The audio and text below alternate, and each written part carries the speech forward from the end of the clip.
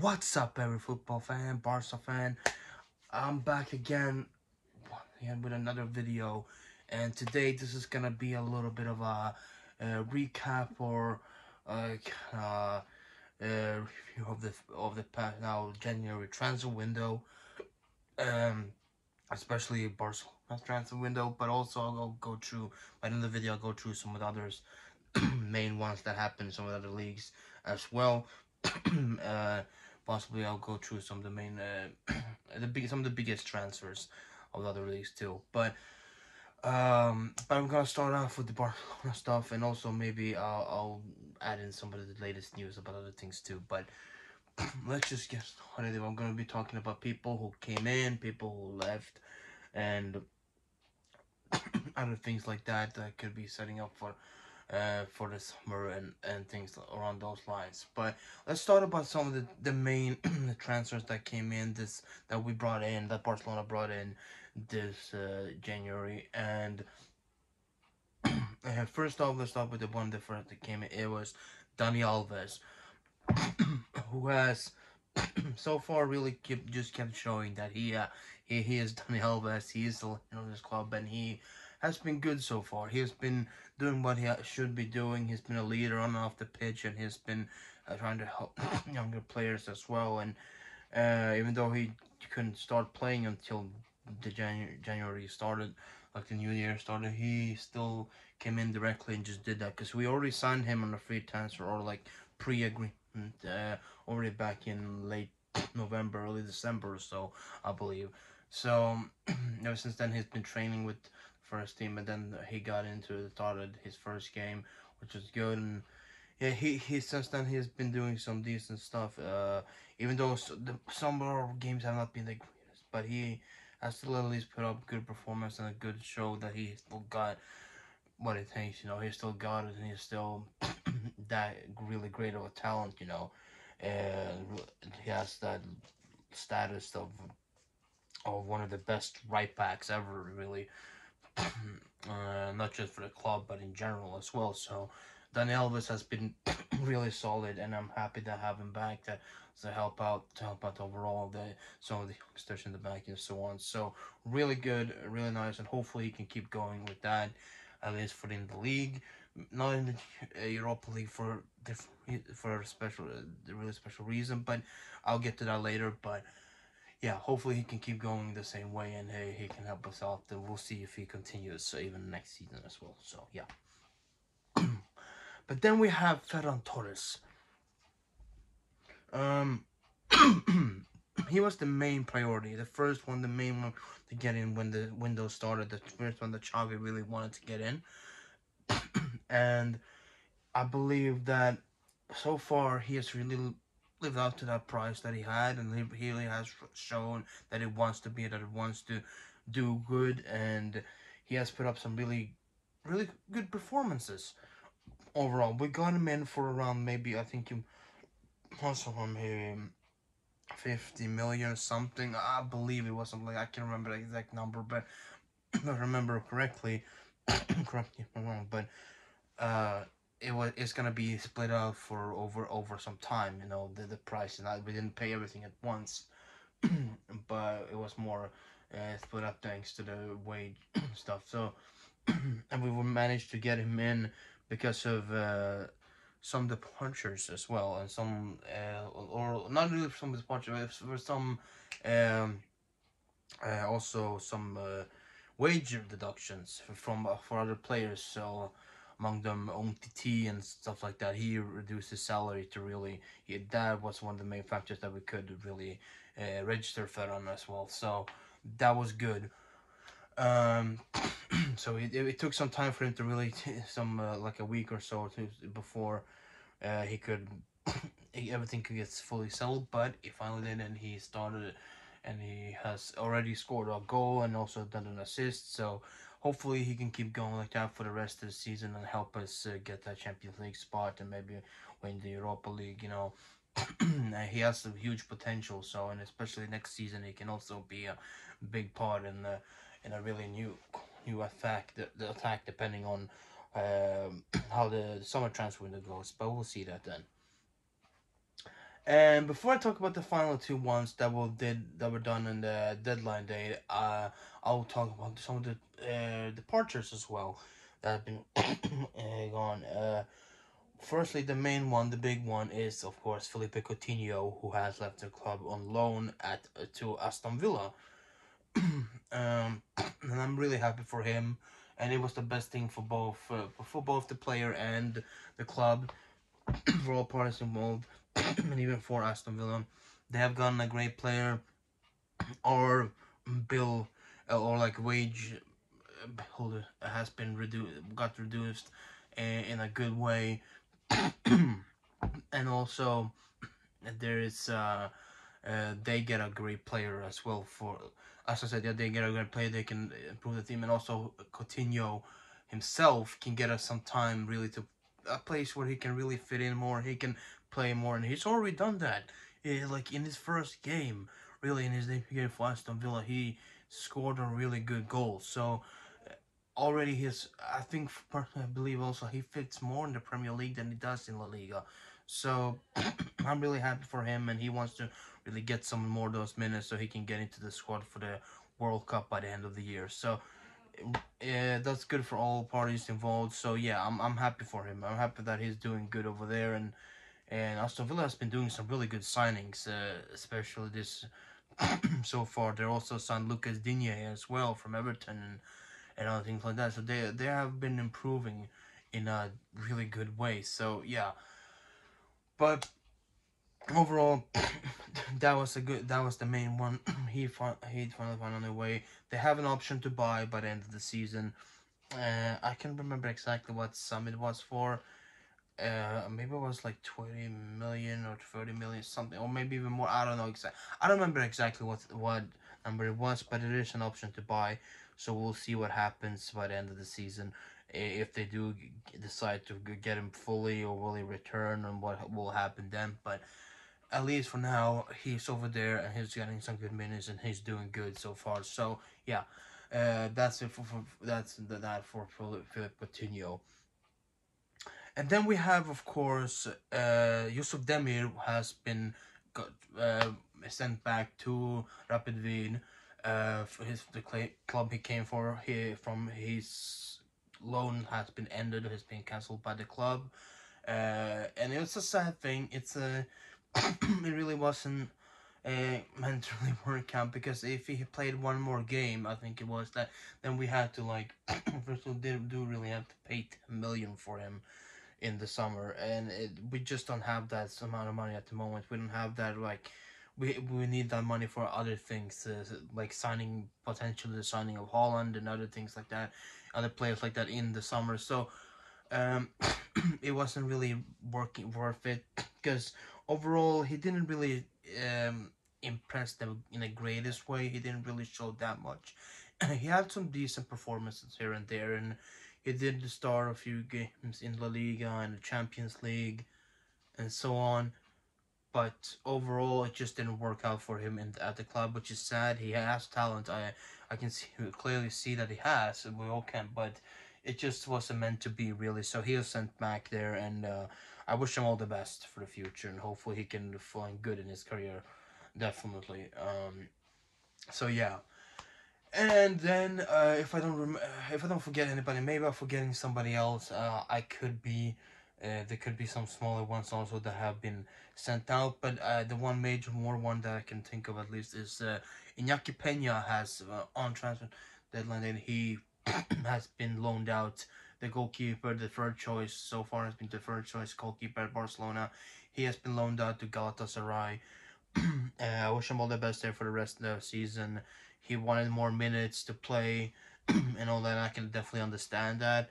So definitely could understand that. We're not in the Copa del Rey anymore, so he wanted to be getting anything there anymore. So he wanted some time to play. So I can definitely understand why he wanted to go out there, and hopefully he can do well over there and then come back in the summer possibly, and we'll see what happens then with if we sign another second choice, or he will be then promoted for the second choice, because Neto is definitely leaving in the summer. I'm 100% sure. He wanted to leave already, maybe now in January, but it just couldn't be worked out anywhere in any club. So hopefully now maybe then the things can happen there in the summer. We'll see what happened there in that goal cup keeper positions there, or second and third choice.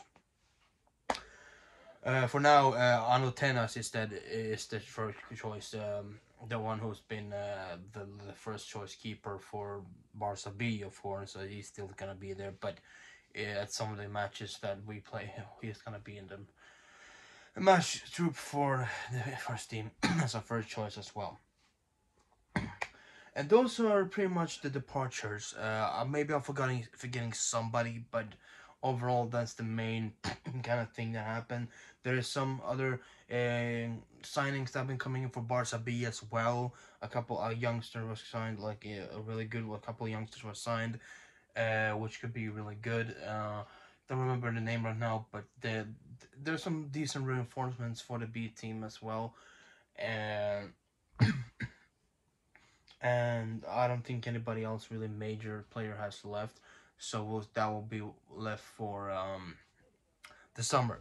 Now let's get into the final two signings, and these ones on transfer deadline day, that it was just all crazy, all over the place, and especially because of the Dembele situation, which is not even any better, and it's just frustrating with him and his contract and everything surrounding him. I'll get to that maybe later, but first we'll get to that in a minute, a little bit later in the video. But I want to talk now about the two signings that we made, that we managed to at least get in and work around, that Laporta and Alemani worked out and got in, and Xavi too, of course, which were Adama Traore. First off, let's get into him first. Former Barcelona player. Also, he's from the La Masia. He's been brought up in La Masia, and he got a couple of first team moments a little bit back in 2014, like 13, 14, 15, a couple of times, but it didn't really work out for him entirely. So he left, got signed by Wolves, and ever since then he has been playing over there in the Premier League for Wolverhampton, and yeah, he's been really good. He looks very different, of course. He's been bulking up big time. He's been gaining his muscle and all that stuff, and he you can look at him, he looks ripped. So he looks really fit and ready to really do good. And he's been doing great. He's been really fast, and he has been known to really get through defenses in a good way as well over there in the Premier League. So it's exciting to have him back. It's really good to have him back. It was always been a name that was like, what if he comes back one day? What if Adama Traore will be back at Barcelona? And it finally did happen. And I've had multiple of those throughout the years. Like, what if this player went here? What if this? But nah, that's never gonna happen. But it does happen.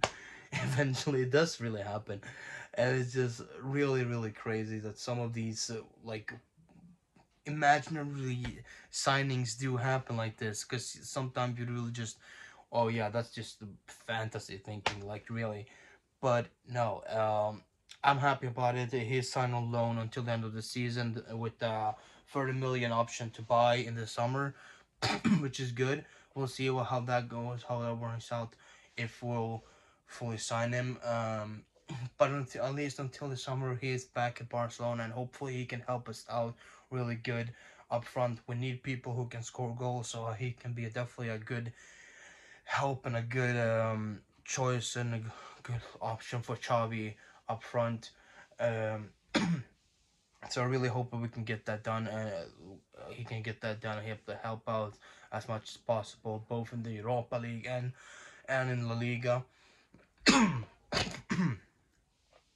Because he knows the club, he's played the club, so he knows everything surrounding it. So, and he's been said he's excited to play under Xavi. So I think Xavi can bring out the best in him 100%. So we'll see how it goes, but really excited to have Adama Traore back at the club, and he's gonna be a good addition up front, I'm pretty sure. And he's motivated already to really go and get it done. He's gotten the number 11 shirt, so he's been what is that? For other players as well, like, as I said in previous videos, for other two players, I already said Dani Alves has the number 8 shirt, Ferran Torres has the number 19, and Adama Traore has gotten the number 11 left by Yusuf Demir. So he's got number 11, which fits him.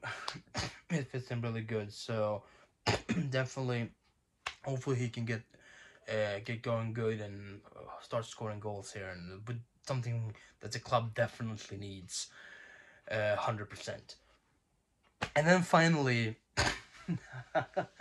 this is one of those. This one is one of those, like, what if that happened? Before, a couple of years ago, we were like, oh, when he was rumored last time to be here, like coming maybe, we were like, oh god, why? What? That just out of what the hell? What is that? Why would we ever even like consider it?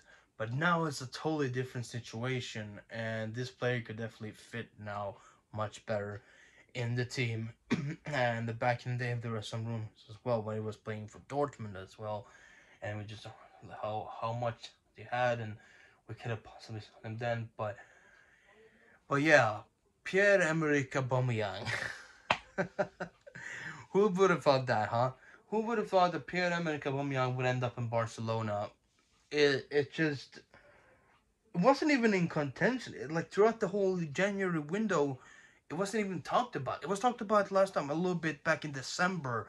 There were some rumors about it, like some about him possibly that could be an option in January, maybe because he's been having a falling out at Arsenal with Mikel Arteta, so he was looking for a way out. So maybe that could be something he could be himself to Barcelona.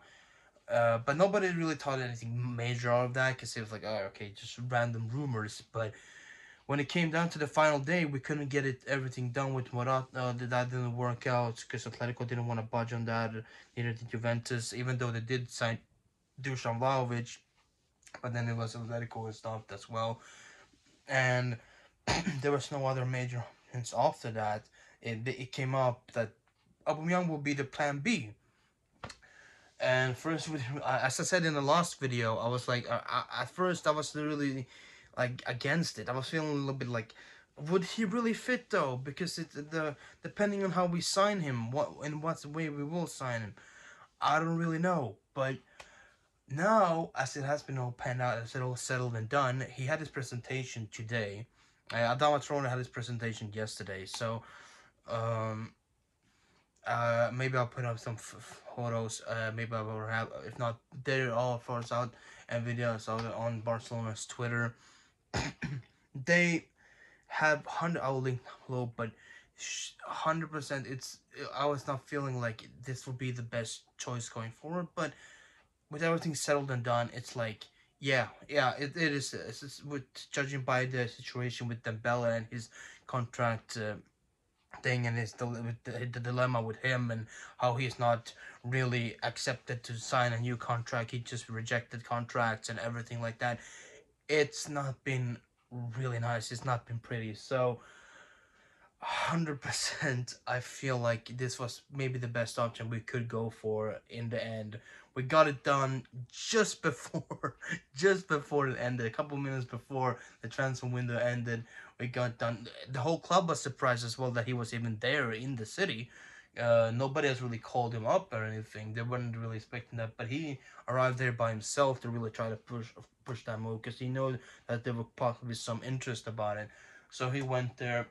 They worked it all out, and he signed a free contract there in the offices with Alemani, Laporta, and Xavi, everybody being there just before midnight. So really interesting. It was really interesting to see how the all went down. It was a crazy day with so many rumors going back and forth. What's gonna happen? How are we gonna sign him? How are we gonna have the money enough? But Laporta and Alemani found a way to do it, and he has been signed on a free. And it's not just a loan. First, it was gonna be a loan deal until the end of the season, but now it's been put off. It's a permanent deal. It's a full signing on a free. Arsenal let him go for free. They terminated his contract. They let him go for free because they had so much problem around surrounding anyways, and it was hard to get him out. So they saw this opportunity as, okay, let's just get him out now. that'll be the best for us. We don't have to pay him because he's probably not gonna be able to play not gonna play anyways for the rest of the season. So didn't want to pay his wages that he has over there for nothing, and he was pushing for a move away anyways. So they did that and accepted that, and he signed for free. His wages were probably around maybe lower than 100,000 at least, like around 85,000 to 100,000 a week, something. So he lowered his wages significantly to really come here as well, which my some respect to him for that. And he's gonna be signing until 2025, I believe, 2025. And it's like the first kind of contract, but it also has a 1.5 year thing now going first, where until maybe next year, he can leave if he wants. He can like leave in 2020, summer of 2023. The contract can be broken off if that benefited both the parties at that point, if it really didn't work out anymore or anything like that. So it's along something like that. But he'll sign a contract for at least 1.5 to 2 years or so. Uh, and I think it's good for a free transfer like that for someone like Aubameyang. I think in that case, and as our situation is right now, how desperate we are for people who can be scoring with Memphis.